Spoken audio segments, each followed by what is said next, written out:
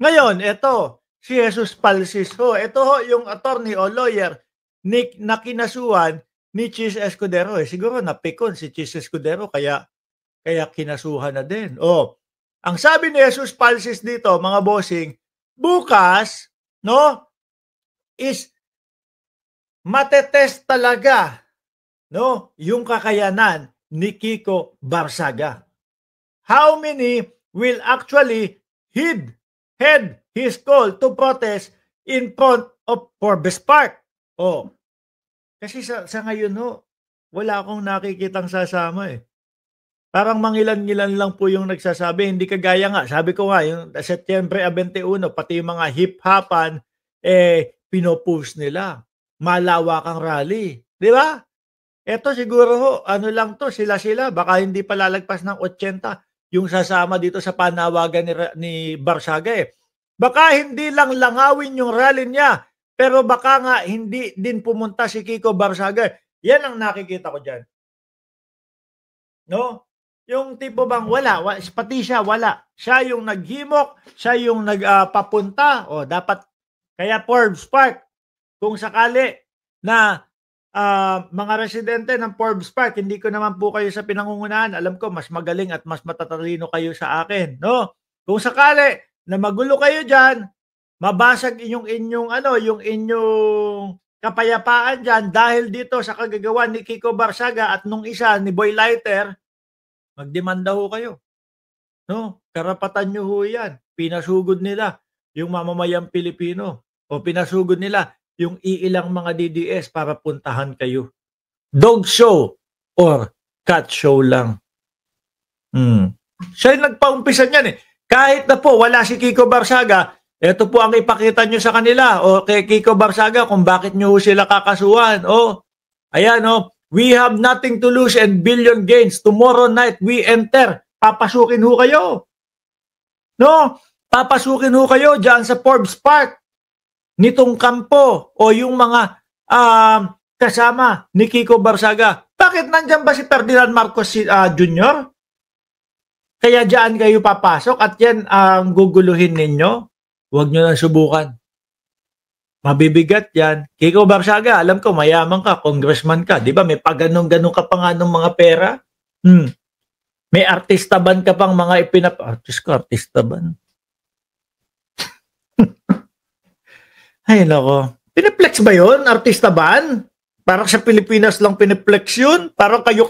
Diyos ko naman. Alam ko, kahit pa paano, may datungs ka. Pero tingin ko, hindi mo kakayanin itong mga totoong mga legit na mayayaman na nakatira sa Forbes Park. Kapag kaya, sineryoso kayo at nabasag ang kanilang kapayapaan dyan, malamang oblo ang raranasin nyo, ang sasapitin ninyo. Di ba? Ngayon, anyway, mga bossing chipamo, sir, ang punterya ni Kiko Barsaga, wala hong iba kundi si Martin Romualdez. Ewan ko kung bakit hindi ko alam kung bakit Martin Romualdez ay ang si Kiko Barsaga. Kiko, pakinggan mo ito. Natin, ang miyembro ng Kongreso, total 19 Congress yung sinabi ninyo, mahigit 300 sa House, 24 sa Senado. Are you telling us na lahat? Kung di ako nagkakamali, about like 310 to 330 yung Congress. Ano po, yung lower, yung sa House, mga kababayan, sa House of Representatives, yan po ang bilang.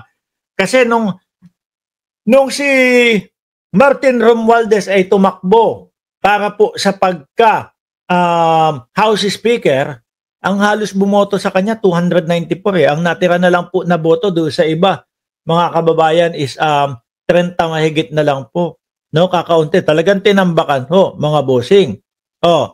Ganon kalakas at ganon kagusto ng mga congressman si Martin Romualdez ho. Ganon ang leader na gusto nila. At nung nagkaroon ho ng pagpapalit ng from 19th to 20th Congress, mga bossing, ganon pa din po ang nangyari. 295 yung bumoto kay Martin Romualdez at doon sa mga nakalaban, naghati-hati po sila sa mga 30 boto, kundi ako nagkakamali ho. Di ba? Naulit pa ho. Etong pagbaba ni Martin Romualdez bilang House Speaker. Delikadesa ho ito, mga boss eh. Diba yung tipo bang, o sige, madami kayo ini-issue sa akin.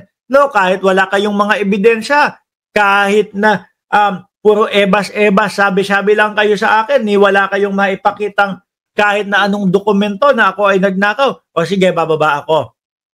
Diba? May hiya ho eh. Hindi ho kagaya ng ibang mga politiko na sandamakmang na ho yung ebidensya, may issue sa kanila, merong mga litrato, merong mga screenshot ng mga message, wala. Todo tanggi pa din ho, mga kababayan. Diba? Yan, si Martin Romualdez, kaya naman bumaba para harapin yung mga, niya. Sabi niya nga o sige, open ako sa bukasan ng SALN. Diba, hamon ng mga Duterte, buksan ang SALN ni Martin Romualdez. Okay naman daw siya, open siya sa mga ganong usapin, sa mga ganong kakaharapin. Pero yung mga Duterte, parang hindi naman sila okay. Yung mga DDS nga, pinagtatanggol pa ang vice-presidente Di ba? Ang dami-daming problema ng bayan. Bakit bubuksan yung SALN ng vice-presidente? Para sa inyo yan. Di ba? Para sa ating mamamayang Pilipino yan. Para makita na din yung matagal ng hinihintay na mabuksan. Sama na din yung joint bank account ni Vice-Presidente at ni dating Pangulong Rodrigo Duterte. Di ho ba, mga kababayan? Wala namang mawawala. At least magiging klaro, magiging clear yung pangalan ng mga iniidolo yung mga Duterte kung sakali na mabuksan ang kanilang joint account. Pag walang nakita doon sa statement, di ayos. Hindi totoo yung sinasabi ni Trillanes. Diba? Malinis ang pangalan ng dating Pangulo bago siya yumao at ni Inday Sara Duterte. Lalakas pa ang tsansa niya na maging vice-presidente. Bakit takot na takot kasi? Anyway, tuloy na natin ito. May bahid. Hindi ko naman sinasabing gano'n. Sinasabi ko, nakita naman natin na nung nakaraan, makapangyarihan ng Committee on Appropriations. At hindi na nga yung may small committee kung saan hindi na nalaman ng mga congressman noon kung saan napunta yung mga insertions at diversions. At pagdating sa BICAM, kinatay pa yan. Sinasabi ni Senator Grace po, hindi siya nag-participate. Hindi siya nag-participate at meron kasing small committee na sinasabi yun daw po ay 4. Grace po, Chis Escudero, Martin Romualdez at si Saldico, yung 4, yun yung tinatawag na small committee. At hindi siya pinayagan na mag-participate. Hindi siya pinayagan mag-participate, which is Grace po. Si Martin Romualdez naman daw ho. So, sino nakakaalam yan? Di Senator Chis Escudero. At sino? Si chairman ng committee noon, si Congressman Saldico. Ngayon, ang tinatanong, ang sinasabi naman ni Congressman Puno, hindi nakakarating sa